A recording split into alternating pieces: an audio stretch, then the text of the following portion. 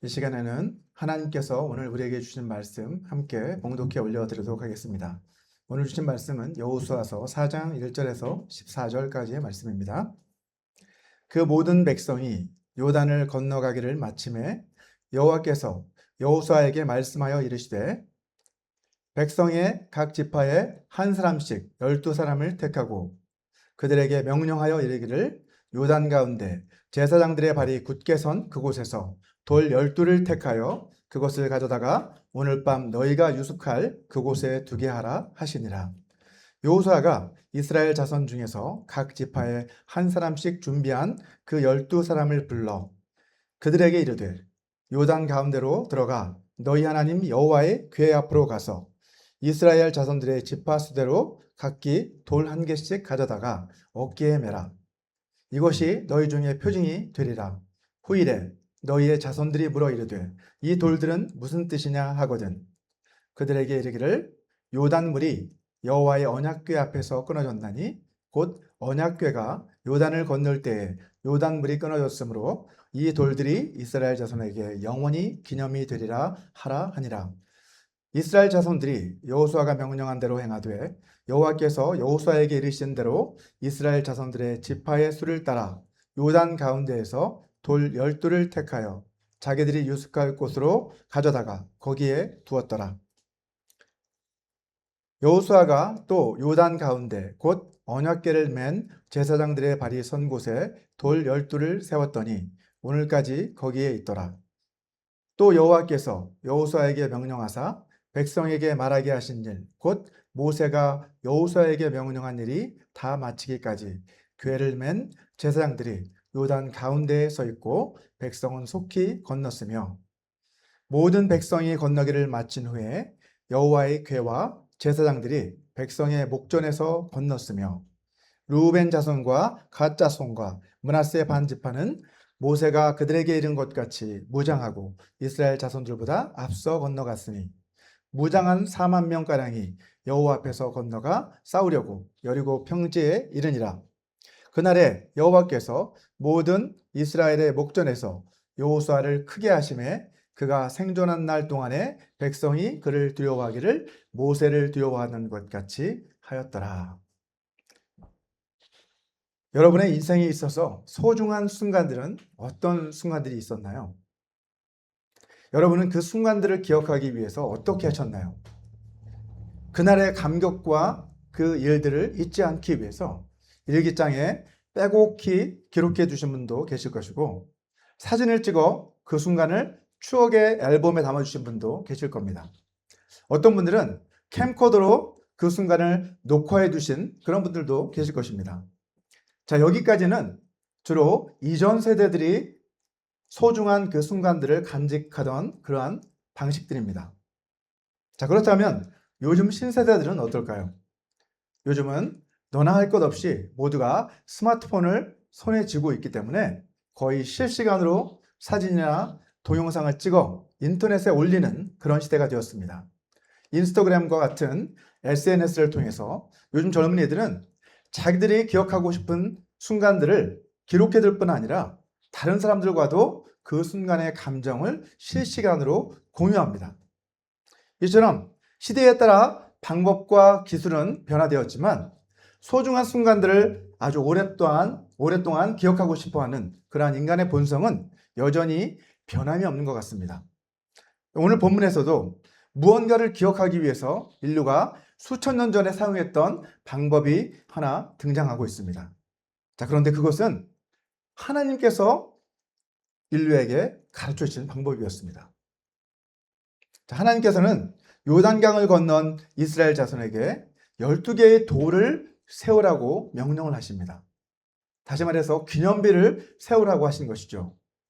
하나님께서는 왜 이스라엘 자손에게 기념비를 세우라고 명령하신 걸까요?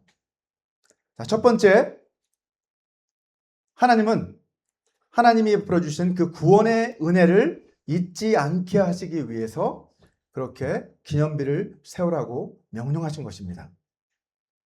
본문 1절을 보시면 그 모든 백성이 요단을 건너가기를 마침에 라고 말씀하고 있습니다. 자, 지난 시간에는 언약궤를 따라서 이스라엘 백성들이 요단강을 마른 땅처럼 건너는 그 장면을 우리가 함께 살펴보았죠. 자, 오늘 본문은 이스라엘 백성들이 막 요단강을 건넌 직후에 일어난 그 사건들을 기록하고 있습니다. 자, 본문 2절과 3절을 보게 되면 모든 백성이 요단을 다 건너고 난 뒤에 하나님께서는 여호수아에게 다시 명령을 내리십니다. 백성의 각 지파에 한 사람씩 12사람을 택하고 그들에게 명령하여 이르기를 요단 가운데 제사장들의 발이 굳게 선 그곳에서 돌 12를 택하여 그것을 가져다가 오늘 밤 너희가 유숙할 그곳에 두게 하라 하시니라. 이렇게 명령을 내리시고 있습니다. 사실 각 백성의 각 지파마다 한 사람씩 12사람을 택하라 라고 하는 이 명령은요, 요단강을 건너기 전에 이미 하나님께서 그들에게 내리셨던 명령이었습니다. 여호수아서 3장 12절 말씀입니다. 이제 이스라엘 지파 중에서 각 지파에 한 사람씩 12명을 택하라 라고 이미 말씀을 하셨어요. 하지만 그 당시에는 무슨 이유로 각 지파에서 12사람을 택하라고 하셨는지 말씀을 해주지 않으셨습니다.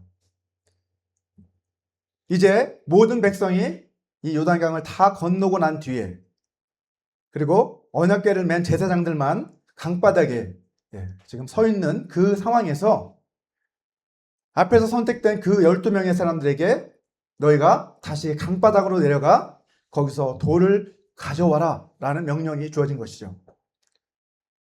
아니, 강을 건너기 전에 미리 말씀을 해주셨다라고 한다면 굳이 강 두 개 올라와서 다시 강바닥으로 내려가는 그런 수고를 하지 않고 언약궤를 지나올 그때에 돌을 하나씩 취해서 짊어지고 올라올 수도 있을 것입니다.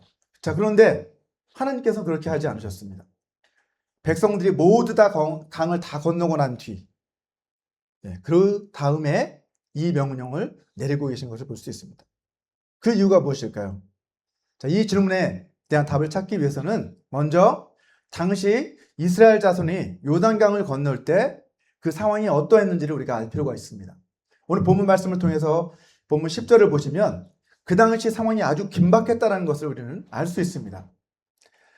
10절 하반절 쪽을 보시면 궤를 맨 제사장들이 요단 가운데에 서 있고 백성은 속히 건넜다 라고 이렇게 기록을 하고 있는 것을 볼 수 있습니다. 자, 하나님의 능력으로 요단의 물줄기가 멈춰서긴 했지만 100만 명이나 되는 그 많은 사람들이 강을 건너다 보니까 당연히 서두를 수밖에 없었을 것입니다. 그 많은 사람들이 강을 건너려면 아무리 질서정연하게 움직인다 해도 많은 시간이 걸리고 또 위험할 수 있는 상황이 생길 수도 있기 때문에 이제 강을 일단 건너야만 했습니다. 그뿐만이 아니죠. 그 강 건너편에는 누가 기다리고 있었습니까? 여전히 가나안 족속들, 적들의 위협이 그곳에서 기다리고 있었다는 것을 알 수 있죠. 이런 상황에서 그 강바닥을 지나면서 돌을 챙겨온다는 것은 사실상 불가능한 일이었습니다. 하지만 하나님께서 이 강바닥에서 강을 지나면서 돌을 취하지 않고 강을 다 건넌 다음에, 모든 백성이 강을 다 건넌 다음에 다시 내려가 돌을 가져오게 하신 뜻이 있다는 것을 우리는 본문을 통해서 확인할 수 있습니다. 여러분, 하나님께서는 각 지파의 대표로 뽑힌 그 사람들 역시도 하나님의 그 능력으로 이제 요단강을 마른 땅처럼 건너는 그 기적을 체험하게 하시기 위해서 그들에게 다 건넌 다음에 이런 명령을 내리셨다는 것을 알 수 있습니다. 그들 역시 그 기적을 체험한 그 기쁨과 감격을 가지고 요단강 바닥으로 내려가서 이제 돌을 메고 올라오라 라고 명령하고 계신 거예요. 자, 그런데 이 당시 이스라엘 자손이 세운 이 기념비는 강바닥에서 메고 나왔던 12개의 돌뿐만이 아니었습니다. 사실은 또 다른 돌들이 세워져 있었어요. 오늘 본문 9절 말씀을 보시면 이렇게 기록하고 있습니다. 여호수아가 또 요단 가운데 곧 언약궤를 맨 제사장들의 발이 선 곳에 돌 12를 세웠더니 오늘까지 거기에 있더라 라고 기록을 하고 있습니다.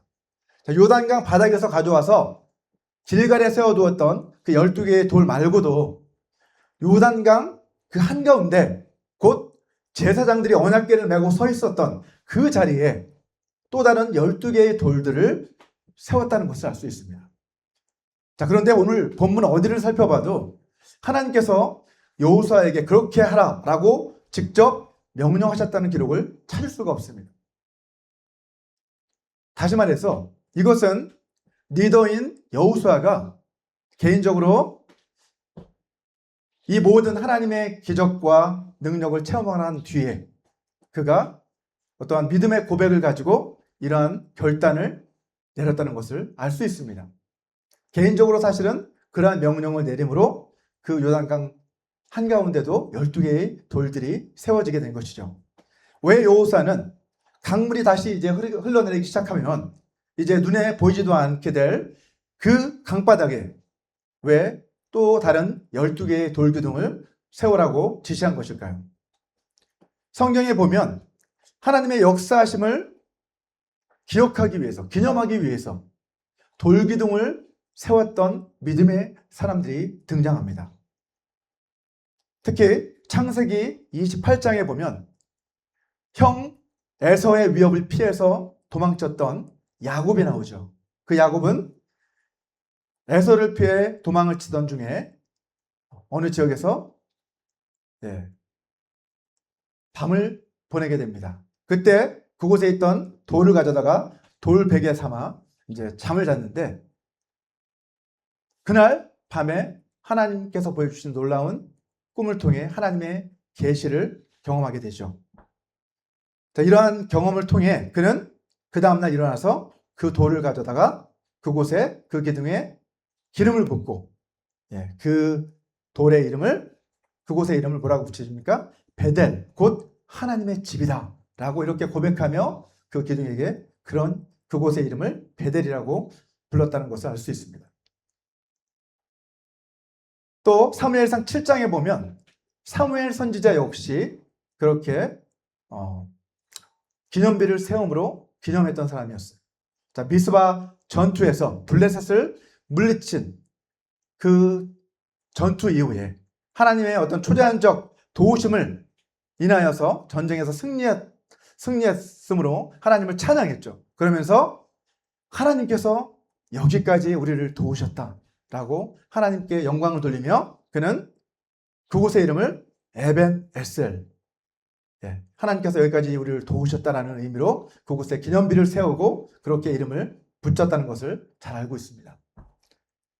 자, 여호수아가 요단강 한복판에 세워두었던 이 12개의 돌은 앞에 야곱과 사무엘 선지자가 기념비를 세웠던 것과 마찬가지로 자신이 경험했던 하나님의 능력과 하나님의 임재의 그 자리, 그 순간을 기억하기 위한 그러한 기념비로 그곳에 12개의 돌기둥을 세웠다는 것을 알 수 있습니다.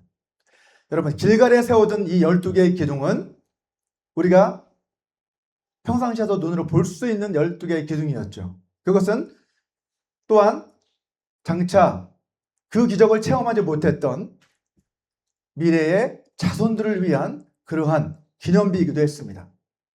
반면에 요단강 한복판에 그 물속 안에 세워두었던 12개의 기둥은 개인적으로 그 기적을 직접 체험했던 그 이스라엘 사람들, 그 사람들의 어떤 개인적 고백이 담겨 있다는 것을 알 수 있습니다. 그들의 신념 가운데, 그들의 기억 가운데 남아있는 그 은혜의 추억들, 하나님의 놀라운 역사의 순간들, 그것을 기억하기 위해 그곳에 여호수아는 12개의 돌기둥을 세우라고 명령했던 것입니다.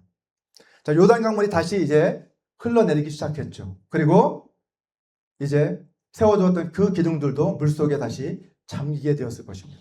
더 이상 눈으로 볼 수 없게 되었을 것입니다. 하지만 해마다 건기 때만 되면 요단강의 수위가 다시 낮아지게 되었을 것이고 그때가 되면 물속에 세워두었던 그 기둥들도 모습을 다시 드러내게 되었을 것입니다.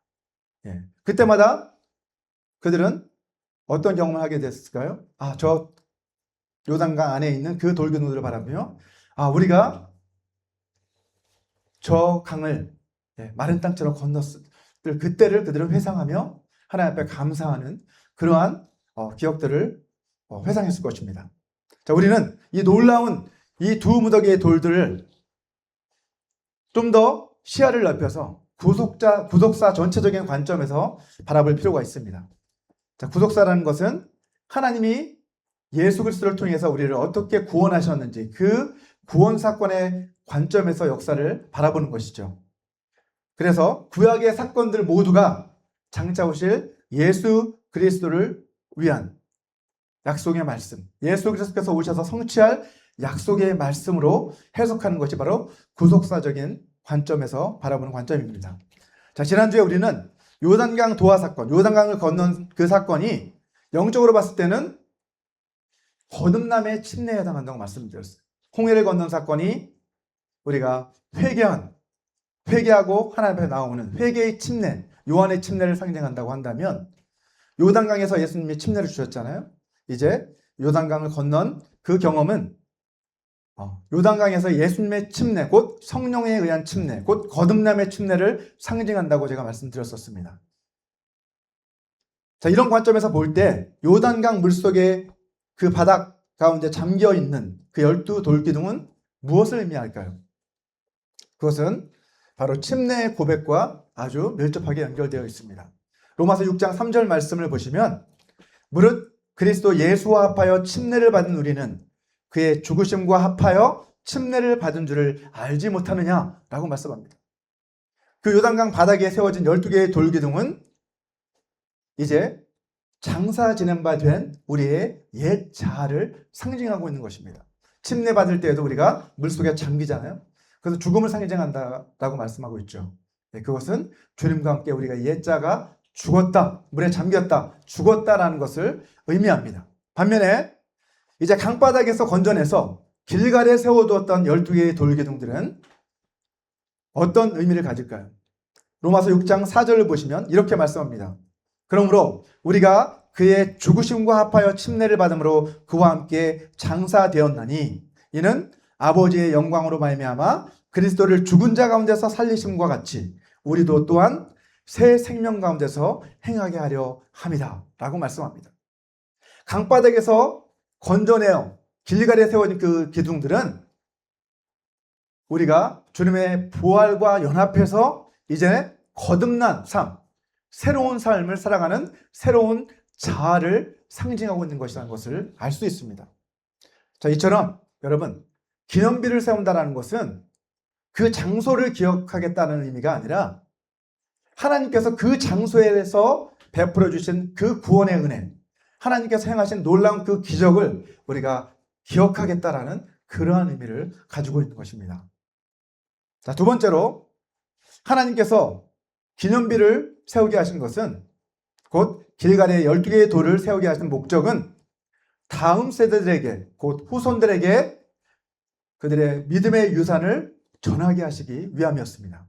오늘 본문 6절에서 여호사는 이것이 그들에게 표징이 될 것이다 라고 이렇게 말을 하고 있습니다. 자, 세 번역으로 한번 보게 되면 뭐라고 말씀하고 있습니까?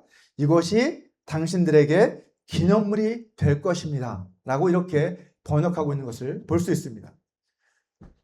표징이라는 표현보다는 기념물이라는 표현이 본문의 의미에 더 가깝다고 할 수 있습니다. 자, 결국 이 돌들은 무엇을 기념하는 기념물일까요? 자, 본문 7절을 보면 말씀하고 있습니다. 이 돌들은 언약궤가 요단강을 건널 때 요단물이 그 언약궤 앞에서 끊어져 멈춘 것을 기념하는 돌들이었다는 것을 알 수 있습니다. 하나님께서는 이 돌들이 이스라엘 자손에게 영원히 기념이 되리라 라고 이렇게 말씀하셨어요. 자, 이 돌들은 단순히 하나님의 명령은 단순히 돌을 세워라 라는 명령이 아니죠. 돌을 왜 세우느냐? 그것은 이 돌들이 이스라엘 자손에게 영원히 기념이 될 것이기 때문이라는 거예요. 언젠가 그들의 후손들이 이 돌들이 무엇을 뜻하는 것입니까? 라고 부모들에게 묻는다고 한다면 그들이 어떻게 대답을 해야 하는지 주님은 말씀해 주시죠. 자, 이 돌들이 누가 세웠습니까? 도대체 이 돌들을 세운 목적이 무엇입니까? 라고 물었을 때 뭐라고 대답을 해주었겠어요? 이 돌들은 우리가 이 요단강을 건널 때 하나님의 약속의 땅인 이 가나안을 차지하기 위해 요단을 건널 때 하나님께서 그 능력의 손으로 요단 강물을 멈춰 세우고 우리가 이 요단 강을 마른 땅처럼 밟고 지나왔단다 라고 이렇게 부모들은 그 자녀들에게 말해주었을 것입니다. 이 요단강의 놀라운 그 기적을 체험했던 부모 세대들은 자녀들에게 확신을 가지고 하나님이 베풀어 주셨던 그 구원의 역사에 대해서 가르쳤을 거예요. 거듭해서 말해 주었을 것입니다. 이처럼 길갈에 세워두었던 12개의 돌기둥들은요, 부모 세대와 그 다음 자녀 세대를 이어주는 소통의 매개체 역할을 했습니다. 무엇을 위한 소통이었습니까? 부모가 경험했던 그 놀라운 기적과 은혜의 순간들을 자녀들에게 간증하고 가르치는 그러한 매개체 역할을 했다는 것이죠. 부모의 그 증거를 통해서 자녀들이 믿음을 갖게 되기를 원하셨던 하나님의 뜻이 여기에 담겨 있는 것입니다. 이처럼 가정에서 부모가 자녀들을 믿음으로 양육하고 가르치는 것, 그것이 바로 하나님이 유대인들에게 주셨던 가정교육의 방법이었습니다. 유대인의 교육 방식은 유명하잖아요. 그런데 그 방법은 그들이 만들어낸 것이 아니라 하나님께서 그들에게 가르쳐 주신 방법이었다는 거죠. 출애굽할 때부터 하나님은 그들에게 이러한 교육 방식을 가르쳐 주셨습니다. 출애굽기 12장 26절과 27절 말씀을 같이 한번 읽어보도록 하겠습니다. 이후에 너희의 자녀가 묻기를 이 예식이 무슨 뜻이냐 하거든 너희는 이르기를 이는 여호와의 유월절 제사라. 여호와께서 애굽 사람에게 재앙을 내리실 때에 애굽에 있는 이스라엘 자손의 집을 넘으사 우리의 집을 구원하셨느니라 하라 하매 백성이 머리 숙여 경배하니라 라고 말씀합니다. 자, 이스라엘 가정에서는 유월절만 되면 가정에서 그렇게 유월절 예식을 가정에서 합니다. 그때에 자녀들이 묻겠죠. 엄마 아빠 이 예식은 왜 하는 거예요? 이게 무슨 뜻이에요? 라고 이렇게 부모들에게 묻는다는 것입니다.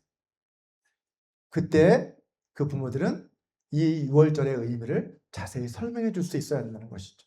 부모들이 경험했던 그 놀라운 유월절의 그 순간들을 자녀들에게 생생하게 전달해 주는 것이 바로 부모의 역할이라는 것입니다. 자, 신앙교육은 이처럼 단순히 자녀들한테 지식을 가르쳐 주는 게 아니에요. 하나님께서 유대인들에게 가르쳐 주셨던 그 신앙의 교육 방식은 뭐예요? 부모들의 삶의 체험을 통해서 자녀들에게 몸소 체험했던 그 순간들에 대해서 증거하고 가르치는 그러한 방식을 통해서 자녀들에게 전수되어졌다는 것을 알 수 있습니다. 여러분, 부모로서 우리들은 자녀들에게 하나님께서 우리의 삶을 통해서 어떻게 우리의 삶 가운데 역사하셨는지, 하나님이 우리를 어떻게 도우셨는지, 하나님께서 우리에게 어떠한 구원의 은혜를 베풀어 주셨는지를 우리 자녀들에게 들려주어야 한다는 거죠. 그리고 그들에게 부모들이 가졌던 그 믿음의 유산을 자녀들도 물려받을 수 있도록 그렇게 믿음의 유산을 물려주는 것이 바로 부모의 역할이라는 것입니다. 부모가 자녀들에게 물려줄 수 있는 최고의 유산은 돈과 재산이 아니라 하나님을 믿는 믿음의 유산이라는 것을 알 수 있습니다. 여러분, 부모는요, 자녀들에게 말 그대로 살아있는 은혜의 기념비가 되어 주어야만 합니다.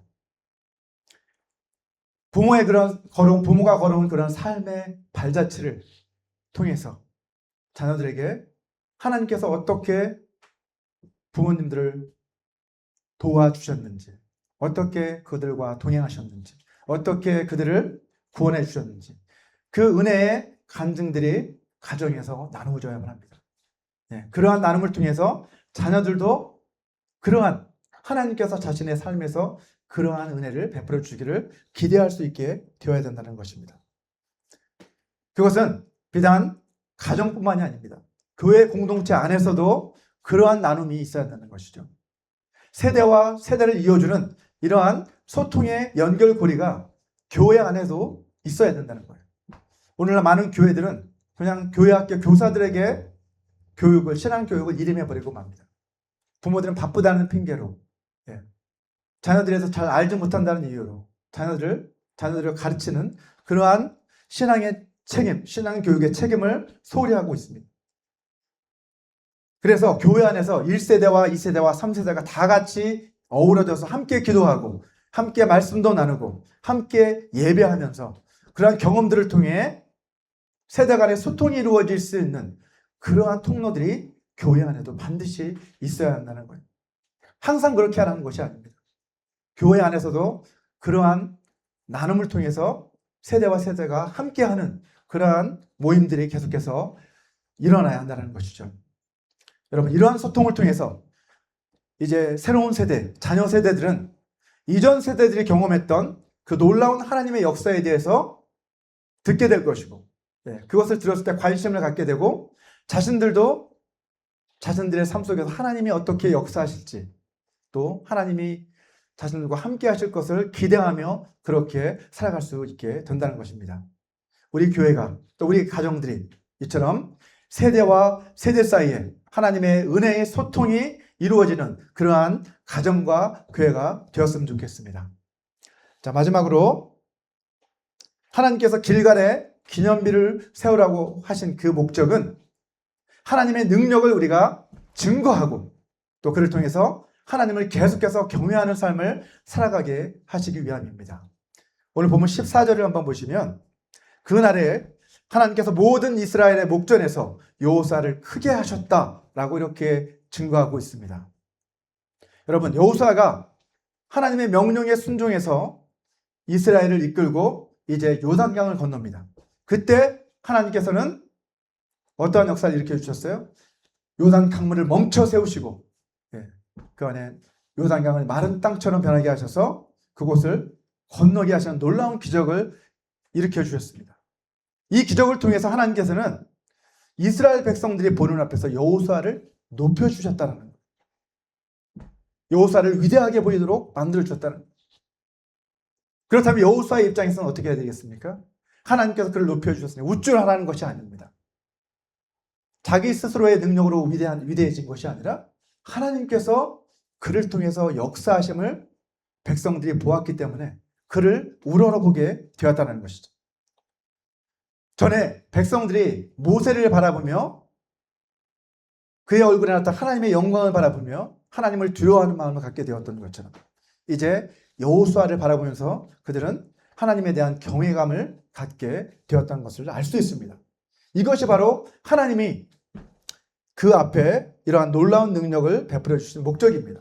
자, 여호수아가 스스로 자신의 권위를 세운 것이 아니라 하나님께서 그의 순종을 보시고 그 순종을 통해서 그를 높여주셨다는 것을 알 수 있습니다.